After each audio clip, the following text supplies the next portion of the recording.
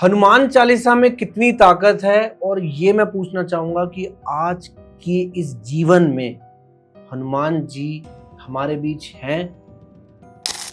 शव साधना, शमशान साधना और शिव साधना, ये 3 प्रकार की साधना होती हैं, तब जाकर फिर अघोरी का रूप आता है।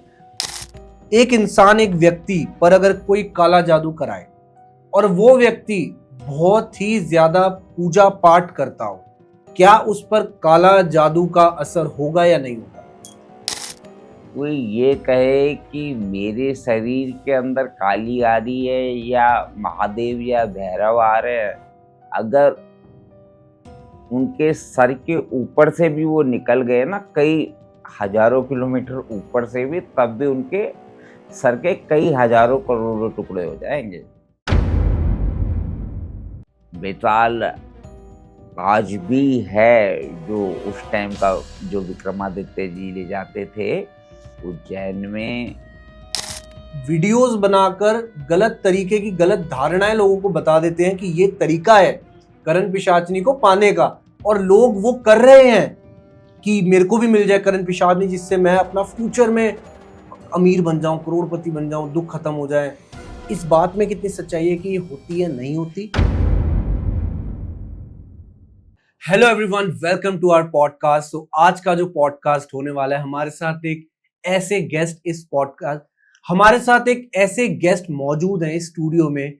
मतलब अगर आप उनसे मिलेंगे तो डेफिनेटली एक आपको पॉजिटिविटी फील होने वाली है, क्योंकि स्टूडियो का ये जो माहौल बहुत ही ज्यादा प्योर हो चुका है उनके आने से।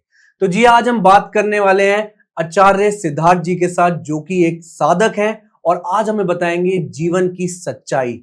आज हमें ये ऐसी ऐसी चीजें बताएंगे जिससे जितने भी इस दुनिया में मिथ चल रहे हैं, गुरुओं के, तांत्रिकों के, सोशल मीडिया पर, क्या उनकी रियलिटी है।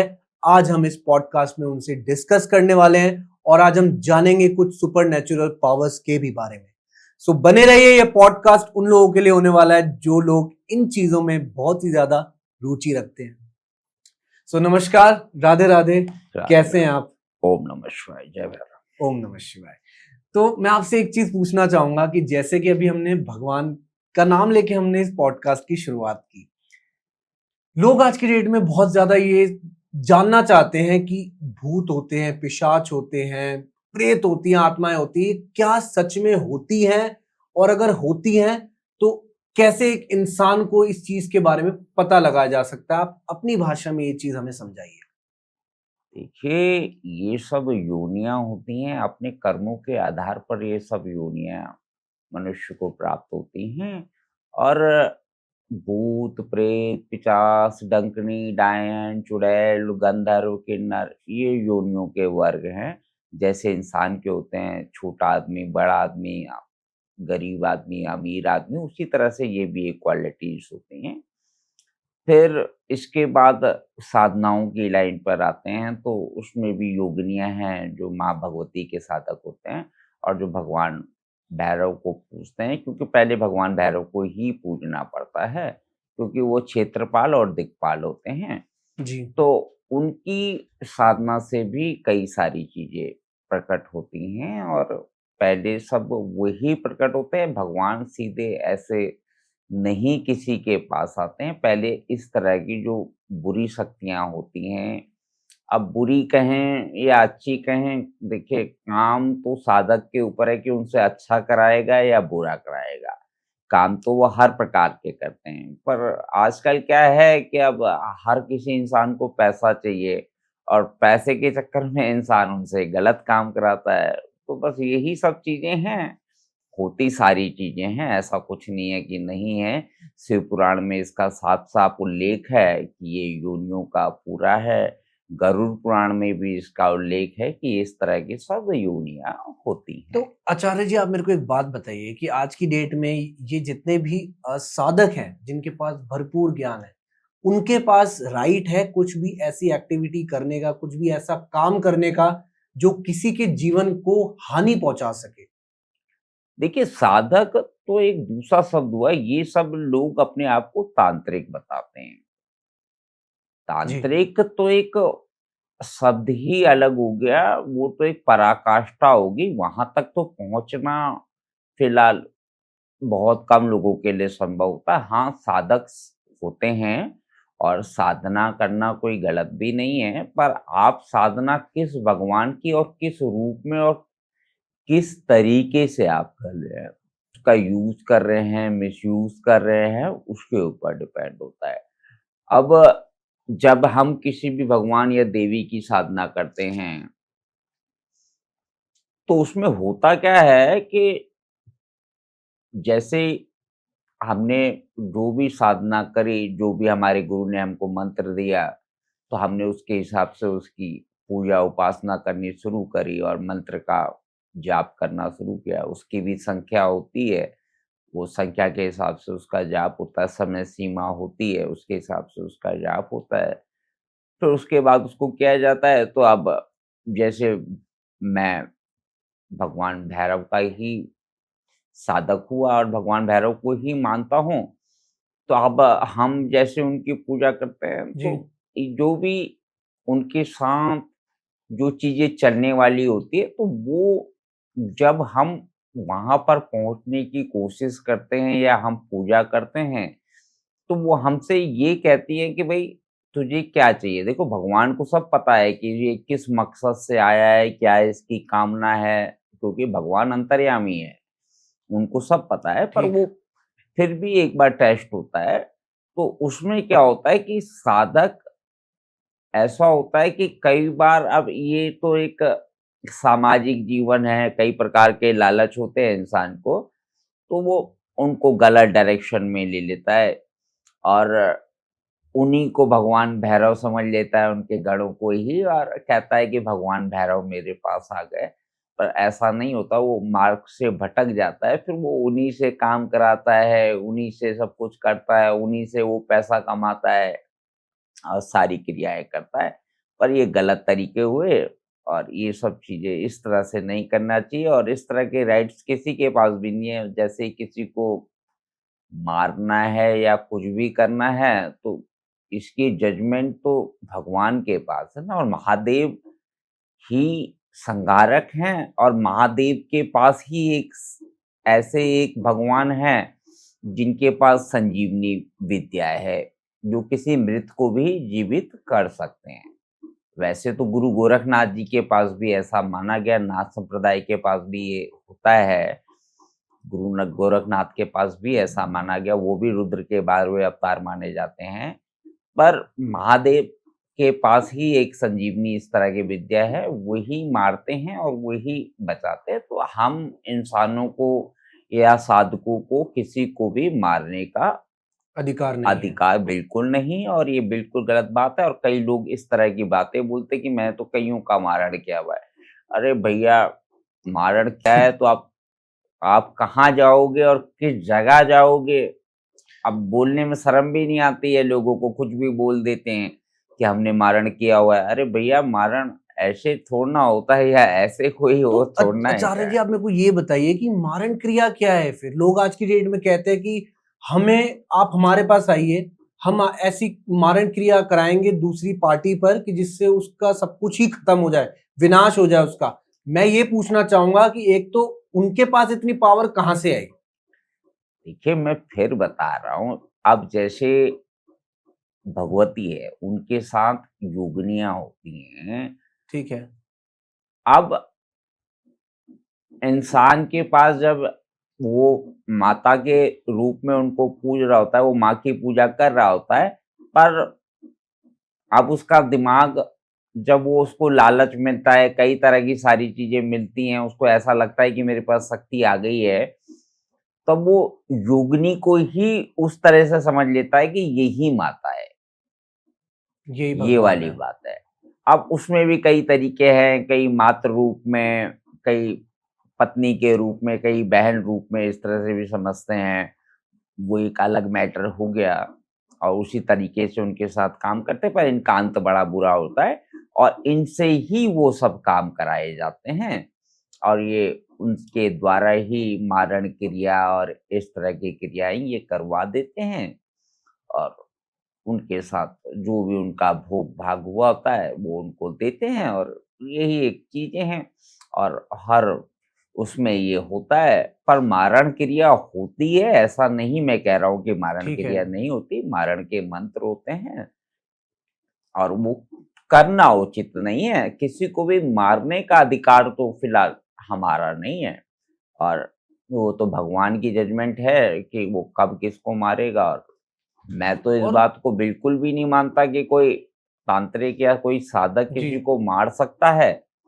और मारने वाले से देखिए, इसमें बड़ा एक सिंपल सा है कि अगर आप भी अपने इष्ट को, अपने भगवान को मानते हैं, तो कोई भी आपको नहीं मार सकता, कोई भी आपके ऊपर ऐसे कोई गलत बिल्कुल क्रिया सही। तो नहीं कर सकता है। चाहे वो तांत्रिक हो या साधक हो, अगर आप भी भगवान को मानते हैं, ठीक है, मैं इस बात को भी मानता हूँ, ठीक है, मैं अब ज्योतिष भी जानता हूँ, तो मैं इसलिए ये कह सकता हूँ कि कुछ समय ग्रह का ऐसा कुछ चक्कर हो जाता है कि आप कुछ समय के लिए परेशान हो सकते हैं। फिर ऐसा नहीं है कि आप मर ही जाएँगे अगर आप भगवान का नाम लेते हैं तो। अब इसका मतलब ये नहीं है कि आपके ऊपर तंत्र प्रयोग हुआ जी, है, ठीक है, आप भी अपना ये तंत्र प्रयोग हटवा सकते हैं, वो क्रिया करवा सकते हैं। पर ये नहीं है कि अब जैसे आप मेरे जैसे साधक को हाँ जी। बुलाएँगे तो मैं कभी भी किसी जिसने किया है उसका मारण तो नहीं करूँगा। हाँ, जो उसका मारण है उसे काट दूँगा।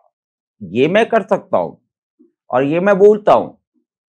पर मैं उसका मारण नहीं करूँगा क्योंकि ये काम बिल्कुल पाप है और किसी का भी मारण करने का अधिकार मेरे पास तो नहीं, औरों के पास होगा वो मुझे पता नहीं, और पर मैं किसी को नहीं जो मार व्यक्ति सकता। ऐसा करते हैं उनके साथ क्या होता है?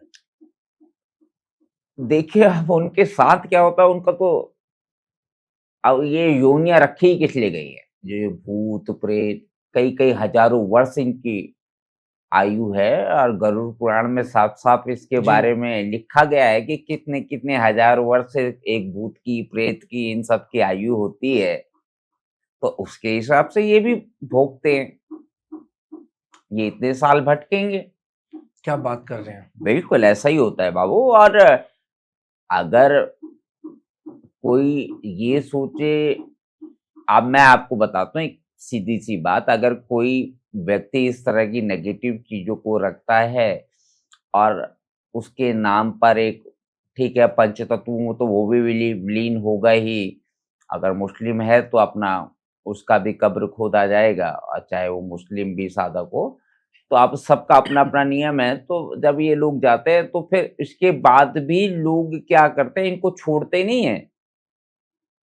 इनकी मज़ारों में जाकर, जैसे कई मज़ारें हैं जी, और जैसे कई बाबाओं के बने हुए हैं, तो उन पे जाकर अगरबत्ती जला देना कि बाबा मेरी ये मुराद पूरी कर देना मेरा। तो उनको मरने के बाद भी चैन नहीं है। उनको मरने के बाद भी इसीलिए टारगेट किया जा रहा है कि वो कोई काम कर दें। कोई ये नहीं पूछ रहा कि बाबा जी को कुछ खिला दें या कुछ कर दें, काम करवा दो उनका काम बस। करवा रहे हैं। वो मरने के बाद भी एक दास ही बने हैं। मुक्ति उनकी वहाँ भी नहीं, वो उसके बाद भी परेशान है, वो तब भी लोगों के काम कर रहा है। किस कामना में कि कोई मुझे जल दे दे, कोई मुझे मिष्ठान दे दे। तो ये सब चीज़ें होती हैं फिर अब। ऐसे लोग जो ये सब करते हैं उनको मोक्ष की प्राप्ति नहीं होती, वो भगवान के दास नहीं बन सकते कभी। देखिए, मोक्ष की प्राप्ति, देखिए किसी का भी मोक्ष इस तरह से तो नहीं, कोई इस तरह से नहीं कह सकता कि ये मोक्ष होगा या वैसे मोक्ष होगा। जी, ये एक अलग तरीके हो गए। पर ये है, जिस तरह से भगवान का स्मरण करे और रोज पूजा पाठ करे, अपने घर की शुद्धि रखे, अपने इष्ट देवता, पितृ देवता इन सब का प्रॉपर विधि विधान से पूजा करे, सुबह शाम घर में जोत जलाए, घोर अघोर विघोर के नियमों का पालन करे। तो ये सब चीज़ें हैं। अब कई लोग तो सात्विक मंच पे भी मतलब एक गलत उसमें चले जाते हैं, या मैं तो कई बार भी देखा है कि जी। लोग भागवत में भी ड्रिंक करके आ जाते हैं, पी-पा के आ जाते हैं और ये सब चीज़ें गलत हैं। फिर इस तरह से आप वो क्या आप भागवत सुन रहे हैं, वहाँ तो आप एक एन्जॉय के लिए, एक टाइम पास करने के लिए आए वो हुए तो हैं। पंडित जी वो कह लो आपकी पैसा उनको कमाना है बस यही है बस वो वही सिर्फ। है। तो अब हुँ, ये तो अब हर जगह की एक संस्कृति हो गई। चाहे मैंने कहीं भी जैसे देखा है कि लोग कहते हैं कि देवता आ गया, ये आ गया, पर वो खुद ही होश में नहीं है, वो खुद ही ड्रिंक करके बैठे हुए हैं। 2-4 पैक तो उनको पहले चाहिए, उसके बाद फिर वो बताएँगे, बोलेंगे।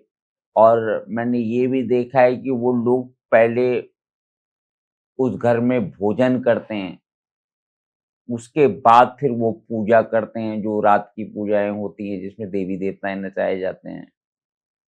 तो पूजा कोई भोजन करके तो आप पूजा नहीं कर सकते, पूजन के बाद आप भोजन करें ना। जी, मैं पूछूँगा आपसे, आऊँगा इस टॉपिक पे भी, क्योंकि मैं भी जानना चाहूँगा इसके बारे में। लेकिन उससे पहले भी हमने बात करी थी योगिनी की, यक्षिनी की, करण पिशाचनी की। आज की डेट में क्या हो रहा है कि एक वीडियो मैंने भी बनाई है इस पर कि करण पिशाचनी को कैसे सिद्ध किया जा सकता है, क्योंकि हमने भी बहुत वीडियोस देखी, हमने गूगल करा, जो रिसर्च दिखाती है वही ज्ञान हम दे रहे हैं लोगों को कि ये इसके पीछे क्या सच्चाई है। लेकिन आज की डेट में क्या हो रहा है कि लोग वीडियोस बनाकर गलत तरीके की गलत धारणाएं लोगों को बता देते हैं कि ये तरीका है करण पिशाचनी को पाने का, और लोग वो कर रहे हैं कि मेरे को भी मिल जाए करण पिशाचनी, जिससे मैं अपना फ्यूचर में अमीर बन जाऊं, करोड़पति बन जाऊं, दुख खत्म हो जाए। तो आप मेरे को ये बताइए कि पहले की इस बात में कितनी सच्चाई है कि ये होती है, नहीं होती? देखिए, होती बिल्कुल है, ऐसा कुछ नहीं है कि कर्ण-पिशाचनियाँ नहीं होती या योगिनियाँ नहीं होती हैं, जी। 64 योगिनियाँ जो भी हैं, वो सब होती हैं, इसमें कोई ऐसी बात नहीं है कि नहीं होती हैं।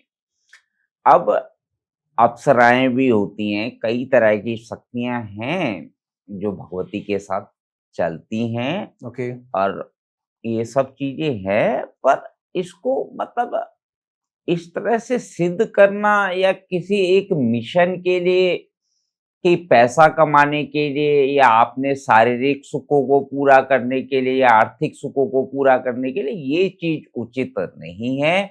इसका आदि अंत बहुत बुरा होता है। पहली बात तो ये कोई ऐसा नहीं है कि कोई मतलब किसी की आप बात सुनकर आप मतलब बैठ जाएँ और करने बैठ जाएँ। अब आप इस चीज़ को समझिए कि इस तरह की क्रियाएँ करते इंसान का दिमाग तक खराब हो जाता है, पागल हो जाता है, वो करने जाता है कुछ और हो जाता है कुछ। अज्ञानता इसी को कहते हैं, बिना गुरु के सानिध्य के कोई भी पूजा नहीं कर सकते हैं और नहीं करनी चाहिए। जैसे बोला जाता है मंत्रहीनम क्रियाहीनम, ठीक है, आप अपने घर में बैठ के कोई भी भगवान की पूजा करें, देवी-देवता की पूजा करें, वो एक अलग बात हो गई। जी। थोड़ा गंगा जल अपने ऊपर छिड़किए, थोड़ा भगवान के ऊपर छिड़किए और अपना पूजा पाठ करिए, कोई बात नहीं। बोल दीजिए मंत्रहीनम क्रियाहीनम, भगवान तू ही तू, तू ही तू, तू ही तू, त्राहिमाम, त्राहिमाम, त्राहिमाम, खत्म हो गई ना बात। नहीं आप कोई मंत्र जानते, जैसे आप जल छिड़का जाता है, नीचे डाला जाता है इंद्र जी के लिए, फिर उसको आँखों में लगाया जाता है।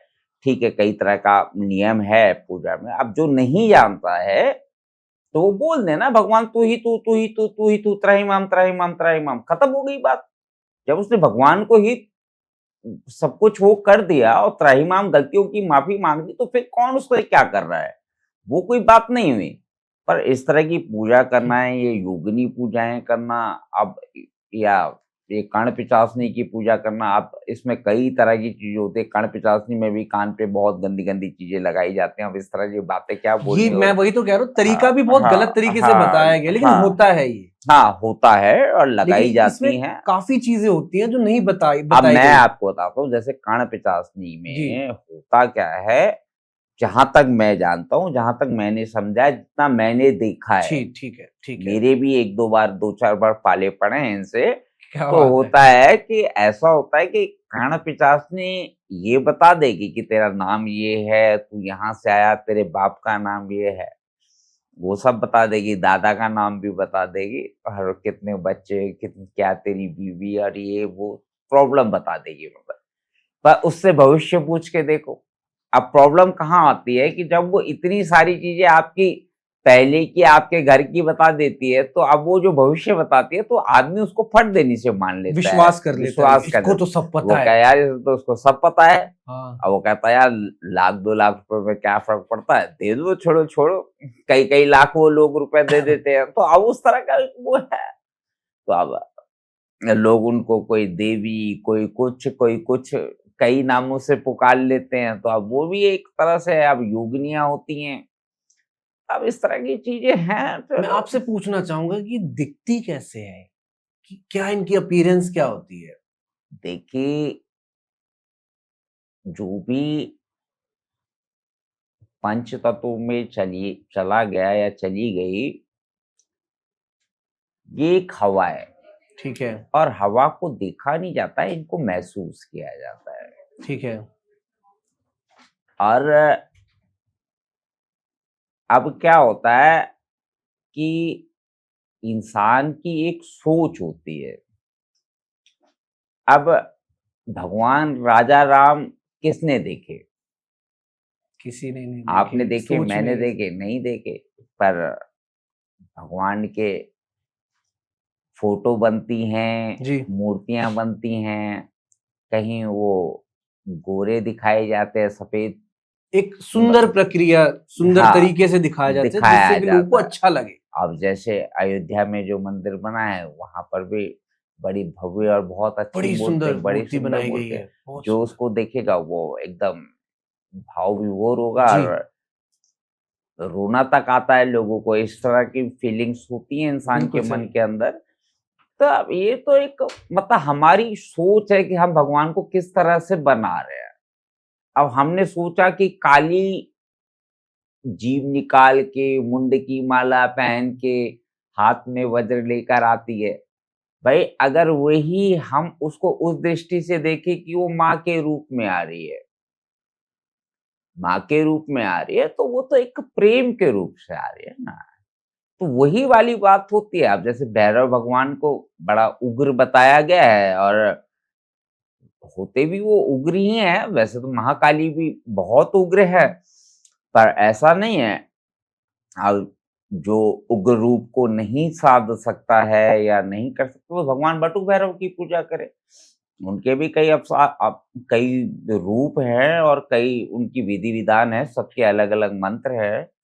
तो उस हिसाब से उनकी पूजाएँ होती हैं, उस हिसाब से उनको किया जाता है।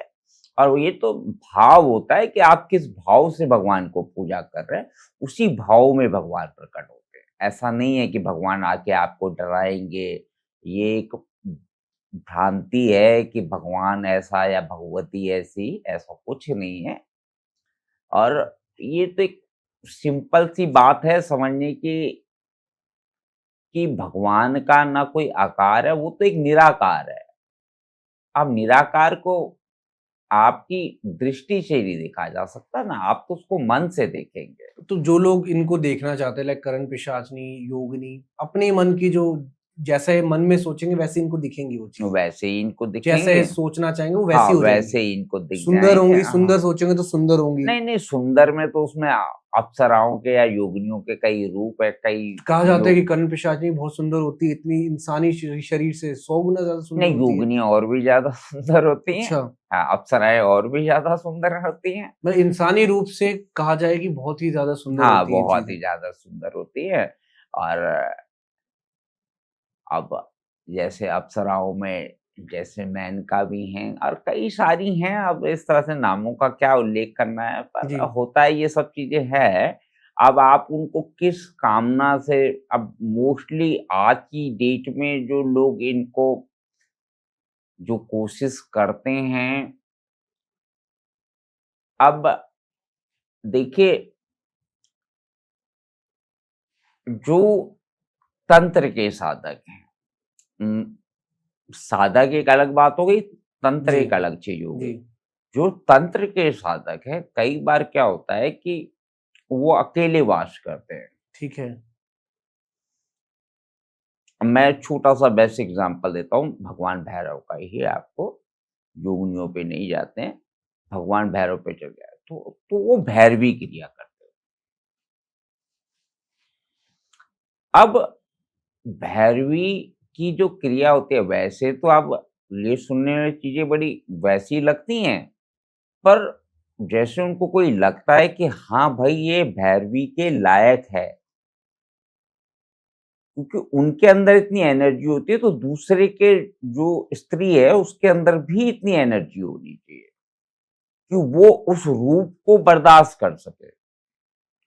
और ये भगवान का ही एक वो होता है कि इस तरह की चीजें उनको मिल जाती है, तो जी इस तरह से उनको आनंद की प्राप्ति और मन की शांति उनको हो जाती है। ये रूप होता है और इससे उनके जो जीवन है वो चल जाता है। अब जितने भी ये ऋषि मुनि थे, जी जी वाल्मीकि जी। जी थे, वशिष्ठ जी थे, सबने शादियां करी हैं। ऐसा तो नहीं है कि शादियां नहीं करी। सही कह रहे हैं आप। अगर आप धर्म को देख लीजिए तो सबने शादियां करी हैं।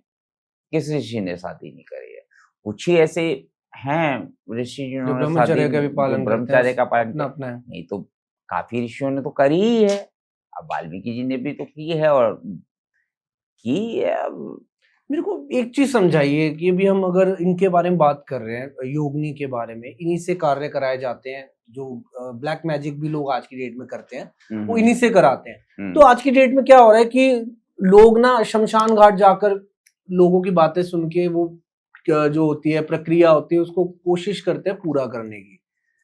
लेकिन सब सारे काम शमशान घाट में ही क्यों होते हैं? अब मैं बात करने वाला हूँ मणिकर्णिका घाट की। वहां पर बहुत सारे अघोरी आज भी हैं जो असली हैं और नकली भी हैं। तो पहले तो मेरे को ये बताइए, असली और नकली की हम पहचान कैसे करें? और दूसरी बात, मेरा दूसरा सवाल ये भी है कि अगर हमें किसी से मदद लेनी हो तो हम कैसे उनको अप्रोच करें, कैसे हम उनकी सहायता लें? देखिए, अघोर का मतलब जो अघोरी होता है उसका मतलब वो शिव में विलीन हो गया, वो शिव तत्व हो गया। और जो ये कहते हैं कि भई जो अघोरी होगा वो कभी ये नहीं कहेगा कि भई मैं तेरा काम करूँगा। और जो अघोरी नहीं होते हैं, जो मतलब आप उनको ऐसे कह लीजिए कि वो मेंटली रूप से विक्षिप्त होते हैं, दिमागी रूप से। अब उनका काम क्या है कि भई उनको कुछ खाने के लिए मिल जाए, पीने के लिए मिल जाए और बोल देंगे काम हो गया। तो वो वाली बात होती है। जो बाकी अघोरी होते हैं वो इस तरह का ना वो किसी को बोलते हैं कि हम काम करेंगे। अब जो करेगा बोलेगा तो वो तो फिर वो हो गया ना। जो शिव तत्व मिल गया उसके अंदर लालच किस बात का? बहुत वो सही। तो आप उसके पास जाओगे। अब ये गलत तरीके हैं कि अघोरी बड़े क्रोधी होते हैं, जो ड्रामा करते हैं ना अघोरी बनने का वो दिखाते हैं इस प्रकार का। वो इनकी इमेज खराब कर हाँ, रहे हैं। वो इनकी इमेज खराब करते हैं। अघोरी को कोई इस तरह का वो नहीं होता कि वो कोई गुस्सा करेगा या ऊट-पटांग बोलेगा या आपको गाली देगा या बददुआ देगा। उसको समाज से क्या मतलब है? जी सही। उसको समाज से क्या मतलब है? वो तो अपने काम से काम रख रहा है, वो तो शिव तत्व है, उसको अपनी पूजा करनी है, उसको अपना तंत्र करना है, अपनी साधना करनी है, अपने जीवन को शिव तत्व में विलीन करना है। तो वो किसी न किसी कामना के वशीभूत होके क्यों लेगा? हाँ, वो आपका काम करेगा, उसके बाद जो भी आप उसको देना चाहें या जो भी काम की क्रिया होगी। अब कई सारी चीज़ें हैं, अब जैसे अघोरी श्मशान में पूजा करते हैं तो शव साधना, श्मशान साधना और शिव साधना, ये 3 प्रकार की साधना होती हैं, तब जाकर फिर अघोरी का रूप आता है। तो ये सब पूजाएँ करने के बाद जब अघोरी बनते हैं तो उसके बाद भी देखिए ऐसा तो नहीं कहा जा सकता कि सामान की आवश्यकता नहीं पड़ती है। कुछ सामान ऐसे होते हैं जो थोड़ा बहुत अघोरियों को देना पड़ता है, पर वो कोई ऐसे सामान नहीं होते कि कई हज़ारों के आ रहे हैं। हाँ, 100-500 रुपए के सामान होते हैं, वो आप उनको देते हैं, वो काम आपका कर देते हैं। उसके बाद जो भी आप उनको देना चाहें वो दे दीजिए। अब देखिए खाने अब जैसे अघोरी का माना जाता है कि माना क्या जाता है वो तो होता ही है कि अघोरी थोड़ा-सा पीते तो हैं ही, जो भी है मस्त-मस्त तो वो हैं ही, चिलम भी वो लोग लगाते ही हैं। तो जो उन्होंने चलाया देखिए ऐसा होता है, हम जो खाते हैं वही चढ़ाते हैं। जो हम खा सकते हैं वही तो हम चढ़ाएँगे ना। वो तो सब चीज़ खा लेते हैं। अब काहे को मतलब इस तरह की बातों को वो बोलना है, और कुछ भी वो खा सकते हैं, एक गौ मांस को छोड़कर, और वो खाते ना हैं। और आपसे आपकी बात काट रहा हूँ, लेकिन आपने बहुत सही बात कही। पता है, अभी सावन का महीना आ रहा है, बहुत सारे भक्त होते हैं जो कावड़ यात्रा लेकर जाते हैं। वो भी भगवान के नाम पे नशे कर रहे हैं, शराबें पी रहे हैं। और सच बात है कि अघोरी भी कुछ ऐसे होते हैं जो फेक हैं, वो भी ये कार्य करते हैं। उनको देख देख के भी ये लोग सोचते हैं कि ये कर रहे हैं तो हम भी करें। तो ये अब चीजें कितनी सही है या गलत है? देखिए, अब जो ये शिव जी या घोड़ियों से अपनी तुलना कर रहे हैं, अब ऐसे तो अब ये बात तो सभी जानता है, ये बात तो कई लोगों ने बोली है कि भई भगवान महादेव ने तो विष पिया है, आप भी विष पी लो। आप जो ये भांग और शराब और ये सब चीज़ें, चिलम-विलम भरना आप ये कर रहे हैं, तो आप भी ये चीज़ कर सकते हो, तो ये चीज़ भी कर लो। सही। या अघोरी जो चिता पे बैठ के लेट के पूजा कर रहा है, बैठ के पूजा कर रहा है, तू भी कर ले किसी अग्नि पे बैठकर पूजा भैया, जब तेरे पे इतना सामर्थ्य है। देखिए, कुछ नहीं होता है। आज के समाज में क्या है कि 5-10 दोस्त, 20-10 दोस्त इकट्ठे हो गए, उन्होंने कहा चलो भाई घूम आते हैं, यही हो रहा है। हरिद्वार ही चले आते हैं। जी। वहाँ पर क्या है कि वो खुद तो नशे में हैं, कुछ उनको पता नहीं है।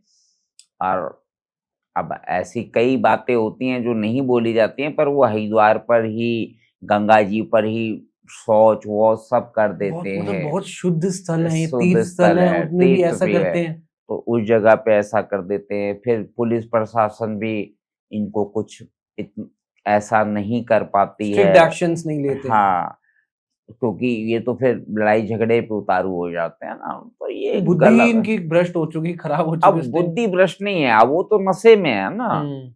अब नशे में तो फिर इंसान कुछ भी कर सकता है। उसको कोई छोटा, बड़ा या बुड्ढा या छोटी उम्र ज्ञानी, संत, महात्मा, पंडित, वो क्या समझेगा? वो तो नशे में है। वो तो नशे में है ना। उसने अगर कोई लगा लिया दम-वम, तो वो तो फिर वही वाली बात हो गई। तो इस तरह का नहीं है, ये सब गलत चीज़ें हैं।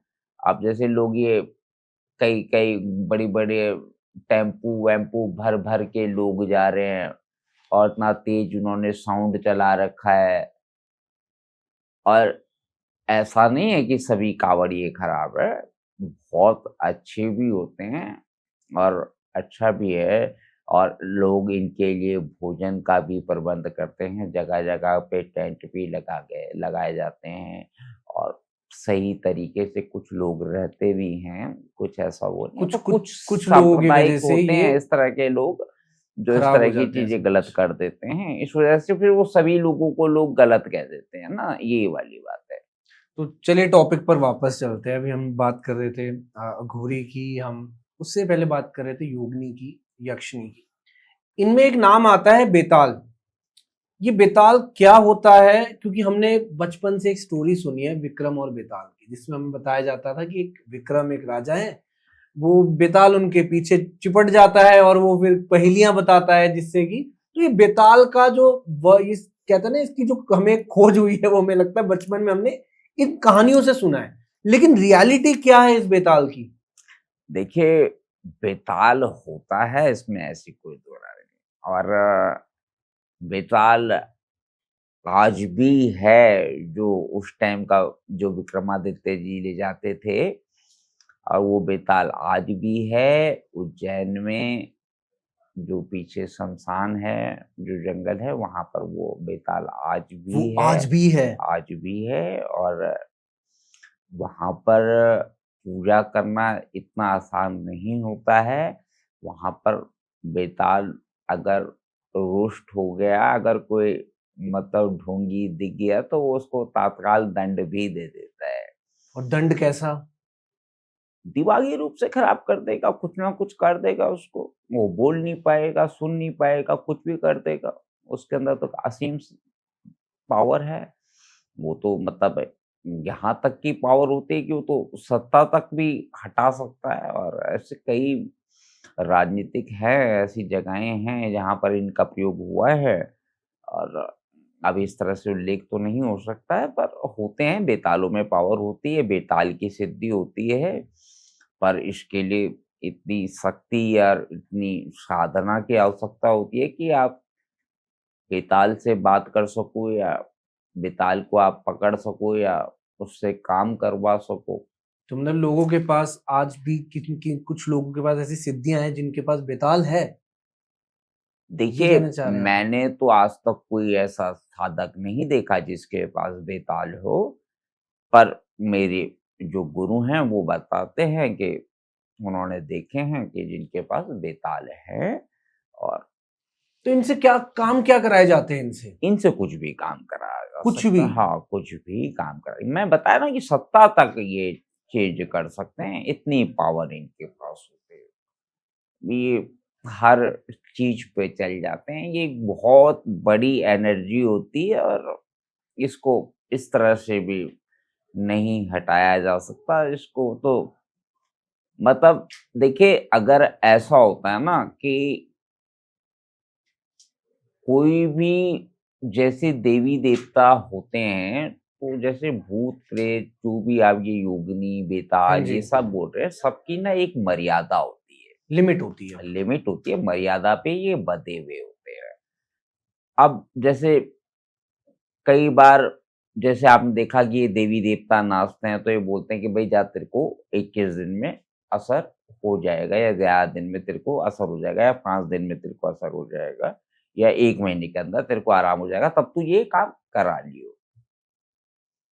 ठीक है, वो तो एक बात। उसने ऐसा क्यों बोला? क्योंकि उसकी भी एक मर्यादा है।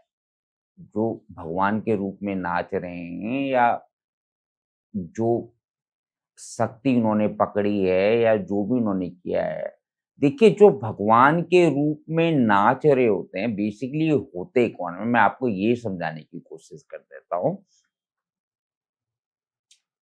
अब जैसे मैं हूँ, मेरी किसी कारणवश मृत्यु हो गई, ठीक है। और मुझे मोक्ष नहीं मिला। अब मोक्ष नहीं मिला, तो अब मैं कहाँ जाऊँगा? अब मेरे पास मंत्र ज्ञान भी था, गुरु ज्ञान भी था, और कई, अब जो भी है छोड़िए, तो जो भी था, तो अब मैं किसी के अंदर अगर मैं घुस गया। अब मैंने आपको एक चीज़ मैं और क्लियर कर दूँ कि ये जितने भी लोग ये कहते हैं ना कि मेरे अंदर देवी-देवता इस तरह से आते हैं, इन सब की कुंडली क्या होती है, हमेशा ना वीक होती है, अगर कुंडली के हिसाब से देखा जाए। तो जो इस तरह का मंत्र या इस तरह की जो शक्तियाँ रखता है, वो इनके शरीर के अंदर प्रवेश कर जाता है। फिर वो क्या होता है कि जब उसके पास शक्तियाँ होती हैं, तो फिर वो बोलता है कि भई मैं तो फलाना भगवान हूँ, जिस भी भगवान की वो पूजा कर रहा होता है, मैं बोलूँगा भई मैं तो भैरव हूँ। अब भगवान भी कहेंगे यार चल कुछ बात नहीं, इसने सारी ज़िंदगी भर मेरी पूजा करी है, अब इसका मोक्ष नहीं हुआ है, इसको ऐसे ही करने दो। अब इसने इतने साल काटने लोगों की हैं, सहायता करने दो। सहायता करने दो। फिर वो आगे का लोगों को रास्ता दिखाता है। मीडिएटर हैं एक तरीके से एक। मीडिएटर हो गए, फिर उनके साथ कई और देवी-देवता होते हैं, जैसे कभी देवी-देवता नाचते हैं, तो उनके साथ और भी देवी-देवता नाचते हैं। तो उनका एक ग्रुप टाइप का होता है कि इस काम के लिए ये, इस काम के लिए, इस काम के लिए। तो इस तरह का एक सिस्टम होता है, जैसे तंत्र का काट करना है या काली शक्तियों का काट करना है, तो हर देवता नहीं कर सकता है। तो उसके आगे कोई और देवता होता है, जो उन शक्तियों का काट करता है। इस तरह से ये सारी चीज़ें होती हैं, इस तरह से चलता है। जी, मैं समझ गया। तो आज की डेट में जैसे अभी हमने बात करी, अभी आप जैसे बता रहे हैं कि लोगों के अंदर ऐसी-ऐसी शक्तियाँ आ जाती हैं। लोग कहते हैं कि हमारे अंदर भगवान आ गए, राइट? देवी आ गई। अगर रियल में किसी के अंदर देवी आ सकती है या नहीं आ सकती? देखिए, देवी-देवता जहाँ तक की बात की जाए, अगर कोई ये कहे कि मेरे शरीर के अंदर काली आ रही है, या महादेव या भैरव आ रहे हैं, अगर उनके सर के ऊपर से भी वो निकल गए ना, कई हज़ारों किलोमीटर ऊपर से भी, तब भी उनके सर के कई हज़ारों करोड़ों टुकड़े हो जाएँगे। भगवान का इतना वेग होता है, इतनी शक्ति होती है कि उसको नहीं सहा जा सकता है, बिना साधना के। बिना साधना के उसको नहीं सहा जा सकता है। साधना के भी कुछ नियम होते हैं। सबसे पहले तो योग है। आपको यौगिक क्रिया करनी पड़ेगी। योग के माध्यम से ही आप कई सारी एनर्जीज अपनी, जैसे कई सारी शक्तियाँ होती हैं जिनको हम लोग जागृत करते हैं, वो सब की जाती हैं। फिर जी। उसके हिसाब से फिर कई तरह से गुरु ज्ञान लिया जाता है, मंत्र ज्ञान लिया जाता है। उसके फिर बाद गुरु सानिध्य में पूजाएँ, साधनाएँ, क्रियाएँ ये सब की जाती हैं। उसके बाद फिर गुरु परमिशन देता है कि हाँ भाई, तू अब इस लायक हो गया कि अब तो ये सब काम कर सकता है। पर गुरु की परमिशन के बिना आप नहीं कर सकते हो इस तरह के काम। कोई भी अगर आपको काम करना है, तो आपको गुरु का परमिशन लेना ही पड़ेगा। लेना ही पड़ेगा, हुँ। ठीक है। अभी जैसे अभी हमने कुछ देर पहले मारण क्रिया की बात करी, तो अब हम थोड़ी-सी बात करते हैं ब्लैक मैजिक के बारे में, क्योंकि ये चीज़ आज की डेट में लोगों को ना इनका ज्ञान नहीं है इन चीज़ों का कि ये चीज़ें एक्चुअल में होती क्या है। और लोग कुछ वीडियोज़ देख के ना कुछ करने लग जाते हैं, या कुछ ऐसे लोगों से मिल जाते हैं, जिनके पास ज्ञान नहीं होता लेकिन वो उनसे पैसे ले लेते हैं और कुछ और ही करा देते हैं। तो मैं पहले आपसे एक चीज़ ये पूछना चाहूँगा, इस इन्हीं सब बातों पर एक क्वेश्चन है।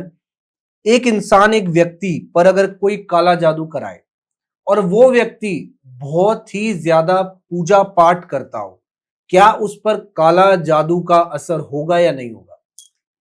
देखिए, कायदे से नहीं होना चाहिए, पर इसमें भी मैंने आपको बताया ना कि साधकों का लेवल होता है। साधकों का लेवल होता है। लेवल अगर होता है। हाँ, अगर साधक है, देखिए, ये तो बात की बात हो गई कि साधक की इंटेंशन क्या है, पर पावर भी तो मैटर करती है ना कि उसने पहले क्या साधना कर रखी है। तो मेरी अगर पूरी कह लो कि अ, एक कंसंट्रेशन मेरा पूरा है, मेरे को विश्वास है मेरे भगवान पर कि वो मेरे साथ गलत नहीं होने देंगे। फिर नहीं होगा आपके साथ गलत। इसमें ऐसी कोई वो बात नहीं है, फिर क्यों गलत होगा? अगर भगवान पर ही विश्वास कर ले, सर्वस्व कर ले, अब जैसे मैंने आपको बताया ना, योगमान तू ही तू, तू ही तू, तू ही तू, त्राहिमाम, त्राहिमाम, त्राहिमाम। जिसने यही बोल दिया, तो उसके ऊपर कौन-सा ब्लैक मैजिक और कौन-सा तंत्र करने वाला है? कोई नहीं कर सकता वो है। लोग होते कौन है जिन पे काला जादू हो जाता है? वो क्या देखिए, कैसे कुछ हो जाता मैं है? बता रहा हूँ, मेरे हिसाब से 80% केसेस जो होते हैं, ये साइकोलॉजिकली और मेंटली ना विक्षिप्त लोग होते हैं। अब आप देखोगे, ज़्यादातर ये जो प्रयोग होते हैं, ये ज़्यादातर औरतों के ऊपर ही हुए होते हैं। मोस्टली सही कह रहे हैं मोस्टली आप। ना औरतों के ऊपर ही होते हैं ना, आसानी से हो जाते हैं। आसानी से। अब क्या होता है कि औरतों के ऊपर काफ़ी प्रेशर होता है, घर का भी, आज तो बच्चे काम भी करने लगे हैं, ऑफ़िस भी जाते हैं, तो कई तरह के होती हैं सारी चीज़ें। तो वो नेगेटिव उनकी सोच हो जाती है। तो उनको ऐसा लगता है कि कोई गलत एंटिटी या कोई गलत चीज़ें। अब आजकल के समाज में हर व्यक्ति ज़्यादा सोचता है। जी। कोई भी बोल देगा भाई तू तो ज़्यादा सोचता है, वो कहेगा हाँ, हाँ, मैं ज़्यादा सोचता हूँ। अब गुस्सा किसको नहीं आता आज के समाज में? वो कहेगा हाँ भाई तू गुस्सा करता है, वो कहेगा हाँ, हाँ, मैं गुस्सा करता हूँ। अब 2-4 चीज़ें बता दी, अब वो चीज़ें वो मानता है, तो उसका बाद बोल दिया कि भाई तेरे ऊपर नेगेटिव चीज़ें हैं। तो ऐसा ही होता है, तो 90-80% लोग तो वैसे होते हैं, कुछ के ऊपर होता है प्रयोग, फिर उसको ठीक किया जाता है। उस कोई ऐसी बात नहीं है। देखिए, अगर बुराई है तो अच्छाई भी है, और भगवान तो भगवान ही हैं, और जिसने भगवान पे समर्पण कर लिया तो उसका तो कोई नुकसान कर नहीं सकता है। तो जितने भी जैसे शक्तियाँ ही कह लो, पावर्स जो आपने बताए, जैसे योगिनी, यक्षिनी, बेताल, करण पिशाचनी, और भी आपने कई नाम लिए, इनसे भी एक बड़ी शक्ति है जो भगवान है। देखिए, भगवान से बड़ा कौन है? भगवान से बड़ा कुछ नहीं है। ये तो सब भगवान के नीचे अंडर चलने वाली पावरें हो गई ना। ये लोग अगर ऐसी शक्तियाँ किसी एक आम इंसान को हानि पहुँचा दें और किसी को मार दें, हुँ, जैसे अभी हमने मारण क्रिया की बात करी, इन शक्तियों के द्वारा एक इंसान हुँ, जो अपना नॉर्मल जीवन जी रहा है वो मर जाता है। हुँ। वो इंसान की मृत्यु लिखी थी आज से 5 साल बाद, लेकिन इन चीज़ों की वज़ह से वो मर गया। उस इंसान के साथ क्या होता है? देखिए, इसमें ऐसा होता है कि अब जो ये अकाल मृत्यु हो गई या जो भी आप उसको नाम देंगे, वो ठीक है कि अब उसकी मृत्यु हो गई। अब वो आत्मा तो आप उसकी उम्र तो अब 5 साल और थी, आप उसको 5 साल तक तो वो जा नहीं सकता है, वो तो यहीं घूमेगा। अब यहाँ घूमेगा तो उसका लक्ष्य यही है कि भई जिसने मुझे मारा है, मैं उसको परेशान करूँ, बिल्कुल सही। उसको मारूँ। तो वो अपना देखिए इसमें भी कई बार ऐसा ना कि आत्मा बेसिकली कुछ इस तरीके से जब तक वो भेजी ना जाए या जब तक उसके पास मतलब मंत्र ज्ञान या इस तरह की चीजें ना हो या कोई पूजा पाठ का उसका नियम ना हो, तो बेसिकली वो कुछ कर नहीं पाती, वो खुद ही तड़पती रहती है।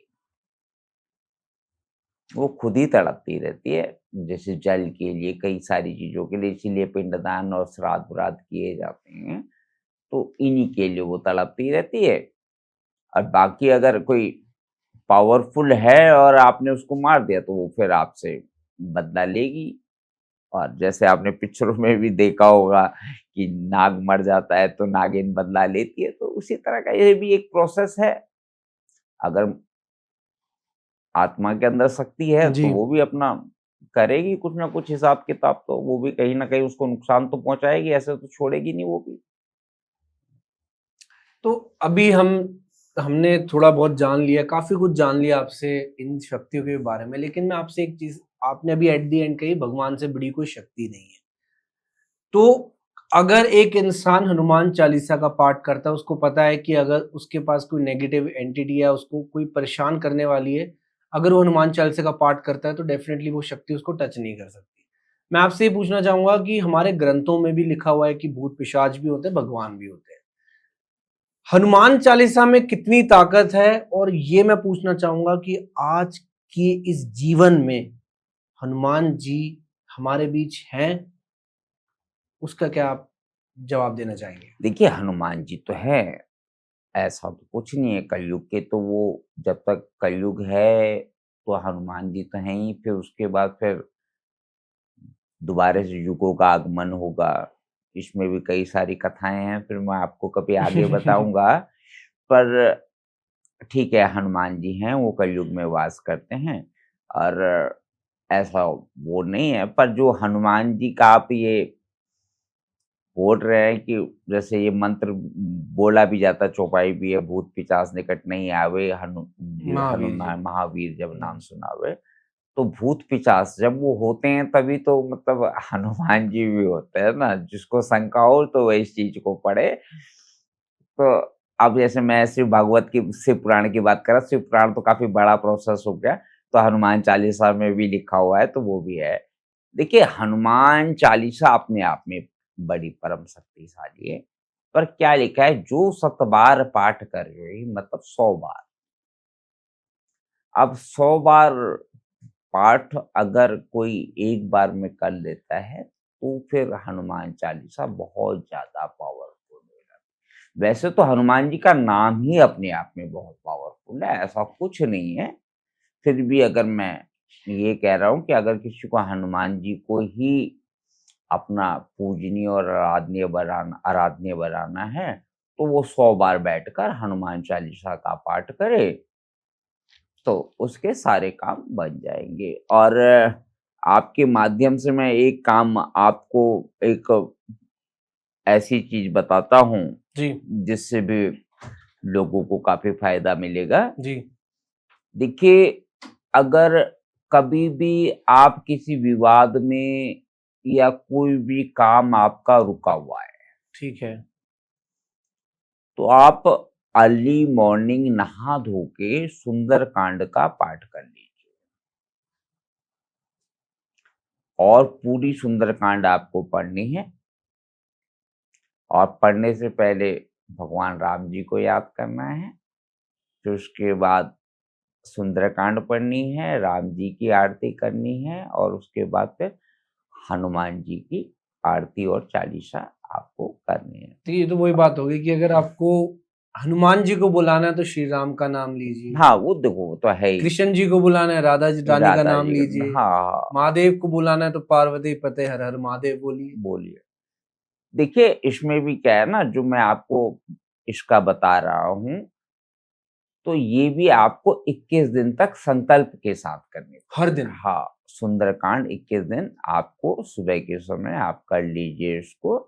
और अगर सुबह के समय आपको समय नहीं मिल रहा है या नींद खुलने में दिक्कत तो शाम का एक नियम बना लीजिए।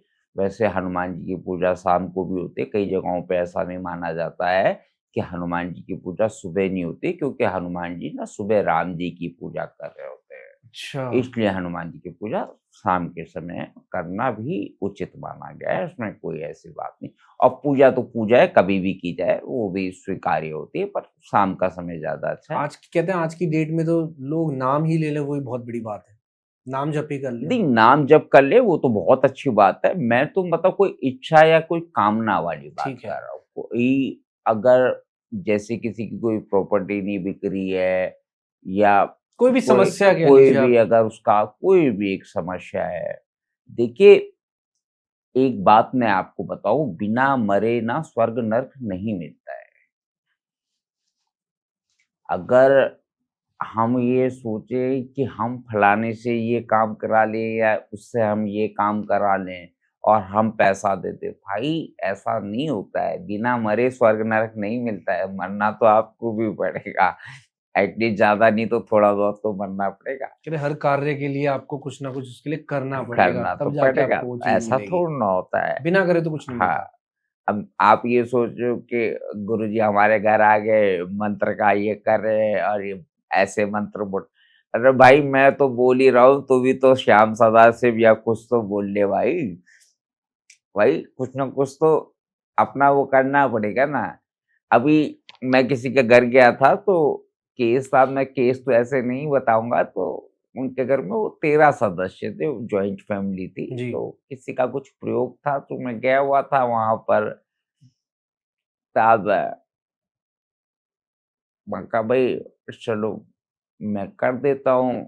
साहब मैंने अपना मंत्र-वंत्र जो प्रोसेस होता है वो करना-वरना अपना शुरू किया। तब वो सब ना यूँ करके बैठे हैं, कोई चाय बना रहा है, अब कोई बिस्किट लाने बच्चा गया हुआ है, कोई वो ड्राई फ्रूट का डिब्बा खोल रहा है कि अभी गुरुजी आए हैं, अभी हाँ काम ठीक करेंगे, फिर इनको चाय-पानी खिलाएँगे, पिलाएँगे। ओ मैं कहा भैया ऐसा है सब एक जगह बैठ जाओ, चाय-पानी बाद में पी लेंगे, ये सामान-वामान बाद में ले आना। पहले थोड़ा-सा उस पे ध्यान तो लगा लो, जिस भगवान का मैं स्मरण कर रहा हूँ, तुम भी तो स्मरण करो कम से कम। मुझे सही है। अकेले ही फँसाओगे क्या?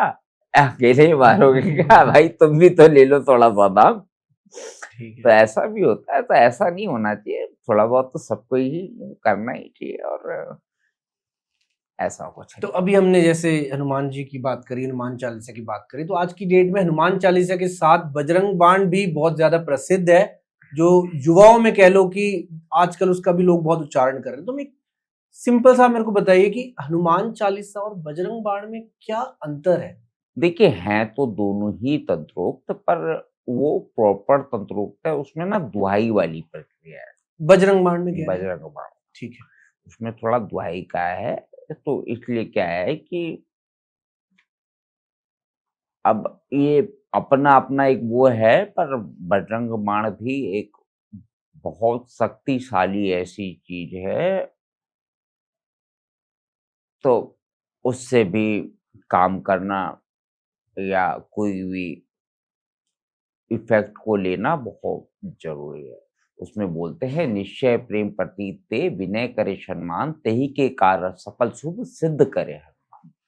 तेहि के कारण सकल शुभ सिद्ध करे हनुमान। तो कोई भी काम होगा, कैसा भी होगा, वो हनुमान जी सकल सिद्ध कर देंगे। जी। तो ये ठीक है, तो ये भी एक और बहुत हनुमान पावर। चालीसा थोड़ी सी आसान भी है बोलनी, हाँ, हनुमान क्योंकि शब्द चालीसा जो था है आसान है कि 2-4 बार कोई आदमी पढ़े तो उसको कंठस्थ हो जाती है, फिर वो बिना पुस्तक के कि पढ़ मैं ले। भी बजरंग बाण सुनता हूँ, मैं कोशिश करता हूँ उच्चारण की, लेकिन मैं उसको रट नहीं पाया अब तक पूरा। मैं काफी देखो टाइम से सुन रहा उसमें हूँ। क्या है कि कई बार जो उसमें तंत्रोक्त लगाया गया ना हुँ, हुँ, और होम इस होम होम तो ये होम। इसमें क्या होता है कई बार ना उच्चारण गलत हो जाता है। वही, हाँ, उसको समझना है कि एक शब्द हाँ, को एक्स्ट्रा ना हो जाए, कम ना हो जाए। हाँ, इस चीज़ को भी समझना बहुत ज़रूरी है, इसलिए मैं तो इतना ज़्यादा नहीं बोलता किसी को कि आप इस तरह से करिए।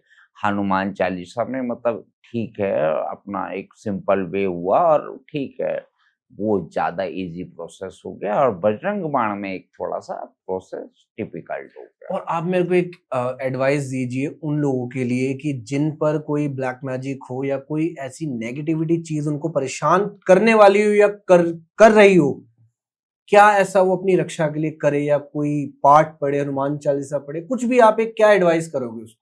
देखिए, आजकल तो गुप्त नवरात्रे चल रहे हैं। अब चलिए अब तो मिड का टाइम आ गया है। अब तो ये प्रोसेस नहीं हो सकता। हनुमान चालीसा ही सबसे अच्छा तरीका है या कोई भी नाम जाप जो भी जिसको पसंद आए, वो आप उसको कर सकते हैं। जैसे श्याम सदाशिव ये भी एक काफ़ी अच्छा तरीका है। मतलब ठीक है, मुझे भी ये ज़्यादा वो लगता है और जैसा कि मैं आपको भी पहले भी बता ही रहा था कि अब हम राधे राधे करें या राम श्याम राम। सीधा सीधा शिव करें, हाँ जी। पर जब इंसान जाता है चाहे वो किसी भी जगह से हो या कहीं से भी हो, भारत में भारतीय हो और हिंदू समाज से हो, तो जाता तो राम नाम के साथ ही है। बिल्कुल सही।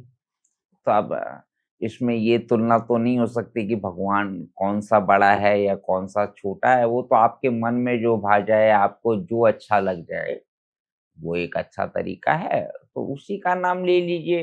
तो कोई भी नेगेटिव चीज़ या बुरी चीज़ आपको इस तरह से कोई भी आपको परेशान नहीं करेगी और और आज की डेट में लोग लॉकेट पहन लेते हैं भगवान का, या टैटू बनवा लेते हैं, ये सब चीजें। नहीं, ये भी गलत चीज़ है। इस तरह से भगवान का टैटू या लॉकेट बिल्कुल गलत बात है।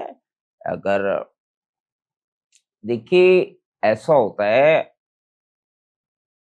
हम जिन हाथों में इन सब चीज़ों को बनवाते हैं, तो उन सब हाथों से हम कई बार गलत चीज़ें भी करते हैं।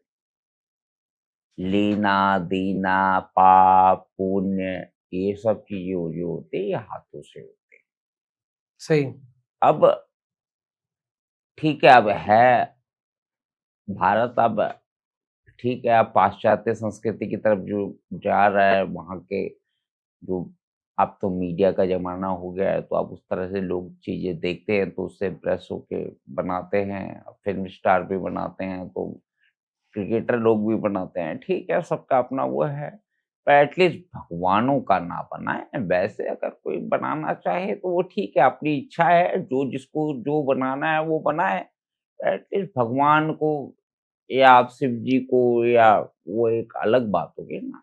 हाँ, माता-पिता का नाम लिख देना एक अलग बात हो गई, चलिए वो आपको याद रहेंगे, आपको स्मरण रहेगा, उसको भी मैं इतना गलत नहीं मानता हूँ।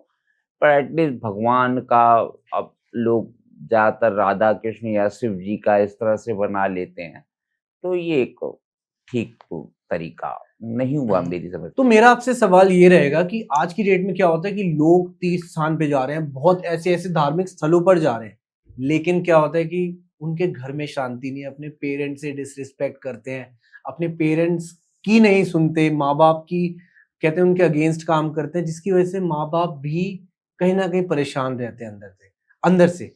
तो उन लोगों पे क्या ऐसा इम्पैक्ट पड़ेगा उन तीर्थ स्थान जाने का? क्या उनकी लाइफ में अच्छा होगा सब कुछ, या बुरा भी होगा? देखिए, जिस माँ-बाप ने हमको जन्म दिया है, शास्त्र भी यही कहता है, माता-पिता गुरु देवता। अब इस चीज़ को समझिए, आप वैष्णो देवी जा रहे हैं, जी। ठीक है, एक छोटा-सा एग्ज़ाम्पल देके दे रहा हूँ, बता रहा हूँ आपको। मैं ये नहीं कह रहा कि वहाँ ना जाएँ, आप जाएँ, ज़रूर हाँ जी, हाँ जाएँ, जी, सभी भक्तों को एग्ज़ाम्पल जाना के लिए। चाहिए। पर आपने वहाँ जाकर खूब बोला ज़ोर-ज़ोर से जय माता दी, लोग बोलते जाते हैं, बिल्कुल सही। मैं भी गया हूँ कई बार, वो लोग बोलते जाते हैं। पर उनके घर में माता की क्या स्थिति है? वो भी तो ठीक है ना, देखो ये भी तो समझने वाली बात है ना। अगर घर में माँ को टाइम से आपने भोजन नहीं दिया, दुर्व्यवहार किया, जुबान लड़ाई, कुछ अपशब्द बोल दिए, उनके दिल पे कुछ आपने इस तरह की चीज़ें आपने बोल दी। तो ऐसे इस तरह से तो आप कितना भी जय माता दी और वैष्णो देवी आप 100 बार, 500 बार चले जाइए, आपको ₹1 का भी फल नहीं मिलेगा। पहले तो जन्म देने वाली माँ है ना, जिसने आपको जन्म दिया वो आपसे संतुष्ट नहीं, तो वो माँ कहाँ से आपसे संतुष्ट रहे? कितने भी धक्के खा लीजिए, कुछ नहीं मिलने वाला है। और हाँ, आप अपने घर की माँ को खुश रखें, चाहे वो चली भी जाएँ, पंचतत्व विलीन हो जाएँ, फिर आप अपनी माँ को भी लेके जाएँ या वो नहीं है इस अवस्था में तब भी आप वहाँ मंदिर तब आप जय माता दी बोलेंगे तो आपको पूर्ण आशीर्वाद मिलेगा। पर ऐसे थोड़ी ना मिलेगा कि घर में कुछ और बाहर कुछ जय माता दी आप लाख रुपए का सोने का गहना चढ़ा रहे हो, 10 लाख का चढ़ा रहे हो।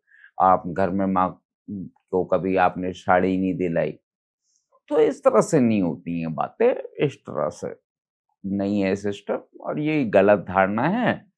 और इस तरह से नहीं होता है। अब जो लोग जय माँ कामाख्या और कई इस तरह की बातें बोलते हैं, अब ये देखिए कि कई लोग तो ऐसे भी हैं जो बहुत छोटी-छोटी अवस्थाओं में भाग आते हैं घरों से, जी। विदाउट माँ की परमिशन लिए, पिता की परमिशन लिए। हाँ जी। तो आप क्या कर गए? आप तो अपने माता-पिता की आत्मा को दुःख दे गए ना, जिन्होंने आपको 2, 4, 5, 6, 7 साल, 8 साल पाला है। और उसके बाद आप कह रहे हैं कि हम साधना कर रहे हैं, तांत्रिक हैं, हमने ये किया, वो किया और आज हम ये करेंगे, वो करेंगे। ये सब चीज़ें कोई इस तरह की बातें नहीं हुई। पहले हर चीज़ में आज्ञा होती है, माता-पिता की आज्ञा होती है। अगर आप कोई साधना के मार्ग में भी जा रहे हो, तो उसमें भी एटलीस्ट अब जैसे एक मैं छोटी-सी बात बताऊँगा आपको कि मेरी जो माँ थी, मैंने उनको बताया कि माँ मुझे गुरु मिले। क्या था कि मेरी अध्यात्म में शुरू से रुचि थी, तो मैंने अपनी माँ को बताया आज तो मेरी माँ नहीं है, पंचतत्व में विलीन हो गई और मोक्ष हो गया होगा उनका। तो अब मैं उनको बताया कि मेरे को ऐसे गुरु मिले तो मेरी माँ ने पूछा अच्छा कौन गुरु, कैसे गुरु? मैंने बताया ऐसे-ऐसे भगवान भैरव के वो हैं, तो मेरी माताजी बड़ा डरी। मेरी माँ कह रही यार भैरव तो श्मशान में पूजा जाता है, हम तो इस तरह के लोग हैं, उस तरह के लोग हैं।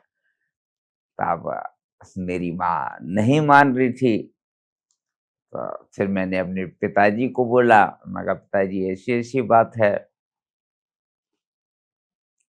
तो मेरे पिताजी ने कहा भई देख तुझे डर नहीं लगता है तो तेरी मर्ज़ी, तेरा मन है तब कोई भगवान के रास्ते पे थोड़ा नहीं बन सकता है तो वो भी भगवान ही।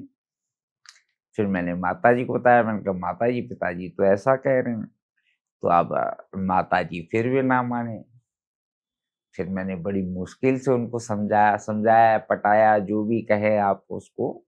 फिर मैंने उनको बताया कि मैंने कहा माँ मैं तो इसी मार्ग में जाना चाहता हूँ और मेरी इसी चीज़ में रुचि है। तब मेरी माँ ने कहा बेटा जा, फिर मैंने कहा खुशी मन से बोल माँ।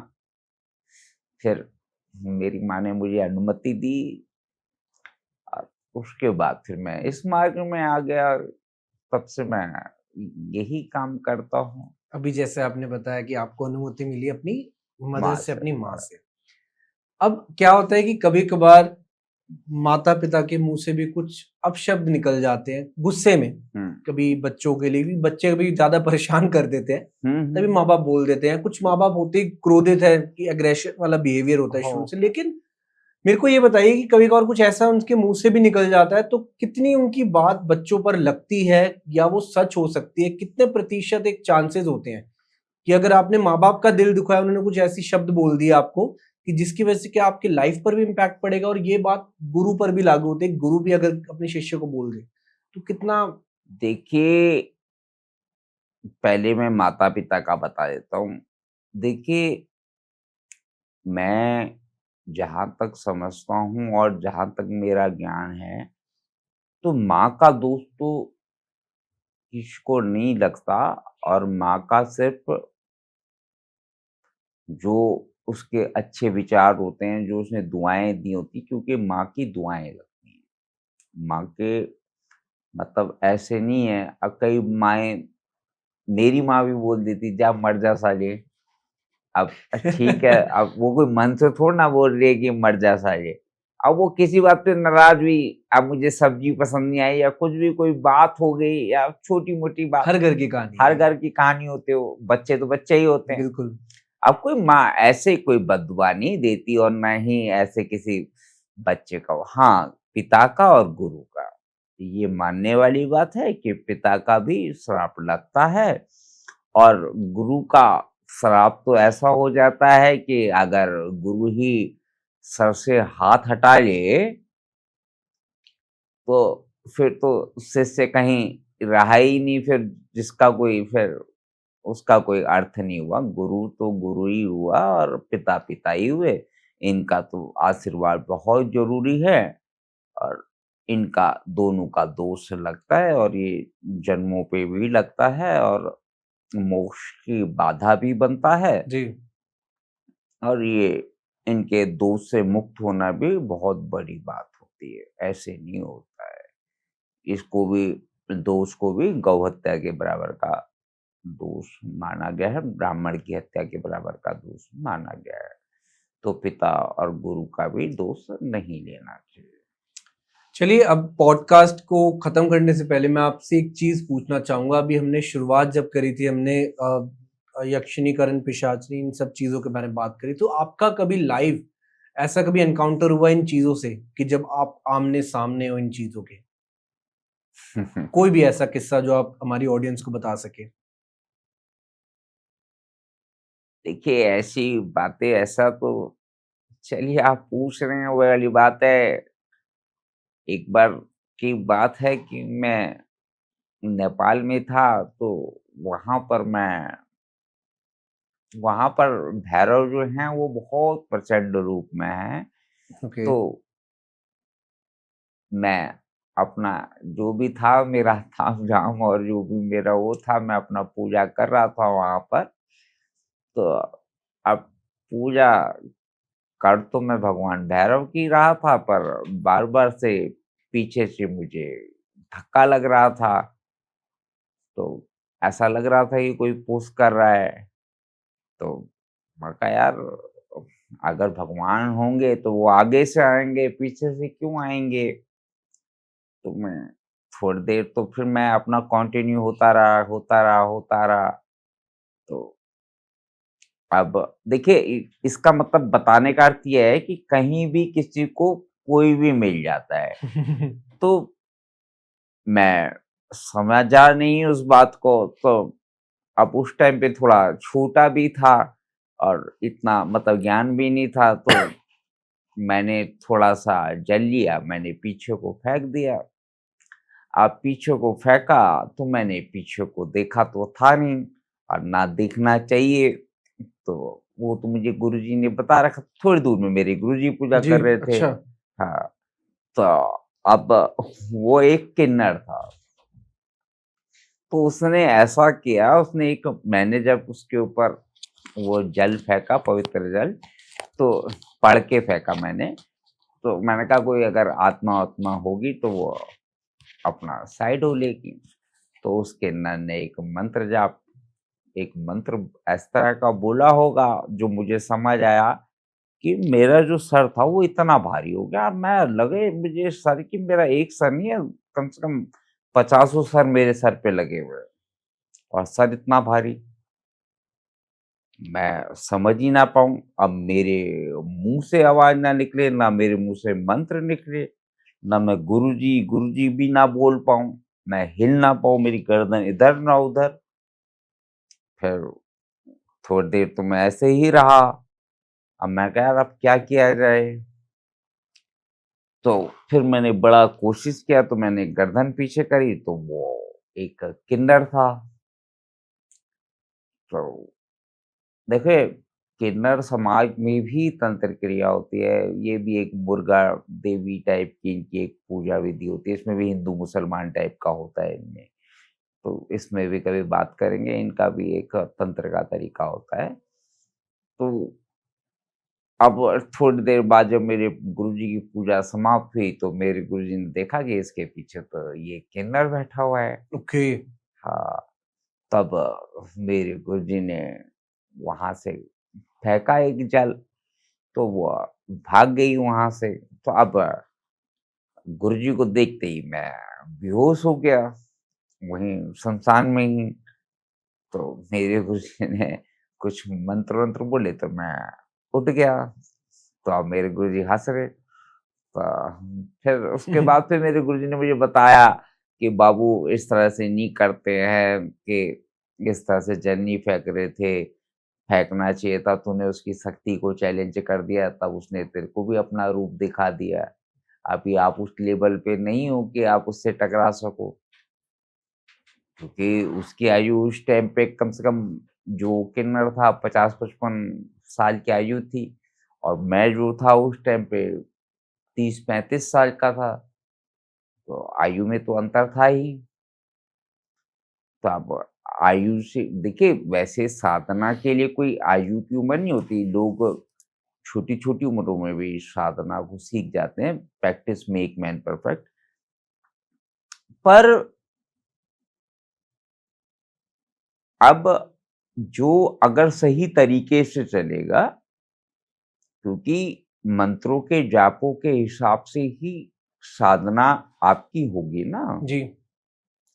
अब देखिए, जब आदमी का शरीर जवान होता है और उसको कुछ पाने की, कुछ करने की तमन्ना होती है, तो गुरु कहता है 41 दिन में, वो कराता है 7 दिन में। ऐसा होता है, मैंने खुद देखा है, मैंने खुद भी किया है। क्योंकि जब हमें कोई लक्ष्य मिल जाता है तो फिर उसको पाना होता है। बिल्कुल सही। फिर हम उसको समय से, हाँ, कुछ ऐसी जैसे श्मशान क्रियाएँ होती हैं, उसमें होता है कि 41 दिन का प्रोसेस है, गुरु इतने दिन तक जाएगा, उसके बाद आपको फिर खुद जाना है। वो एक अलग तरीके हो गए। पर जैसे मंत्र में है, अगर हमको 21 माला या वो करना है, तो हम 108 माला या इस तरह से कर सकते हैं, और भी कर सकते हैं। जी। जितना अधिक हम कर सकें, 8 घंटे, 12 घंटे, 16 घंटे, जितना घंटा बैठना चाहें बैठ जाएँ। तो उसके हिसाब से हो जाता है। तो वो सब कर लेते हैं, उसमें कोई ऐसी बड़ी बात नहीं है। बिल्कुल सही। बाकी बहुत अच्छा लगा आपसे बात करके, जो किस्से आपने बताए अभी, और शायद और भी मेरी इच्छा है आपसे किस्से जानने के लिए, लेकिन समय की थोड़ी-सी अभी पाबंदी है। एंड पता नहीं लगा कि टाइम आपके साथ कब निकल गया, और बहुत ही अच्छे तरीके से आपने समझाया कि एक तंत्र विद्या क्या होती है, और कैसे-कैसे ये जो शक्तियाँ होती हैं, ये किस तरीके से एक इंसान को अपना रूप दिखा सकती हैं, और एक इंसान को क्या-क्या ऐसा करना चाहिए इन शक्तियों से। लड़ तो नहीं सकते, लेकिन हाँ, अपने बचाव के लिए बचाओ। क्या-क्या उन्हें करना चाहिए। और जिसने भी ये पॉडकास्ट यहाँ तक देखा है, उसको डेफिनिटली मज़ा तो बहुत आया होगा, और आपका भी दिल कर रहा होगा कि हम ज़रूर एक पॉडकास्ट करें आचार्य जी के साथ। एंड ज़रूर हम इनके साथ करेंगे एक पॉडकास्ट जिसमें हम जानेंगे और इन शक्तियों के बारे में जानेंगे कि ये शक्तियाँ एक्चुअल में इनकी प्राप्ति और किस तरीके से की जाती है, और कितना सही आप लोगों के लिए या कितना गलत। सो बहुत-बहुत धन्यवाद आचार्य जी, आपसे मिलके बहुत अच्छा लगा। एंड मिलते हैं एक अगले पॉडकास्ट में ऐसे ही अमेजिंग गेस्ट के साथ, ऐसे एक नए थॉट प्रोवोकिंग टॉपिक के साथ। और अगर आप लोग ऐसे ही पॉडकास्ट और देखना चाहते हो, कुछ तंत्र विद्या से रिलेटेड, कुछ ऐसे topics related, so definitely comment जरूर करना। And this is Shubhi signing off from no फाल्तू टॉक्स। Thank you everyone. धन्यवाद। राधे राधे। राधे राधे।